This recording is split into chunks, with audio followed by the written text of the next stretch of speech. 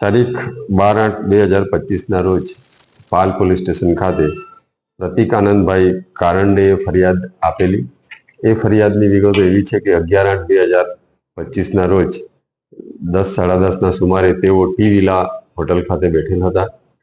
તેમની સાથે તેમનો નાનો ભાઈ જેનિસ અને બીજા મિત્રો પણ હતા।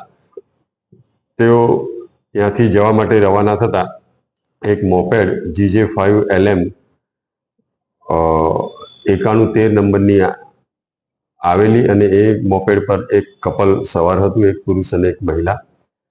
જેથી આ પુરુષે જેનિસને રોકેલો અને જેનિસને કહેલ કે હું ડીસીબી ક્રાઇમ બ્રાન્ચનો કર્મચારી છું, તે મારી પત્નીની છેડતી કરેલ છે તેમ કહી જેનિસને તેની જ બાઇક પર બેસાડી આગળ લઈ ગયેલા અને પાલ વિસ્તારની હદમાં તેઓને જેનિસને લઈ જઈ તેની સાથે બળજબરી કરી તેની પાસેનો મોબાઈલ ઝૂંટવી લીધેલ।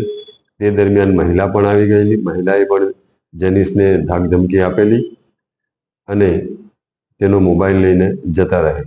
આવો જ એક કિસ્સો તારીખ 2/8/2025ના રોજ ફરિયાદી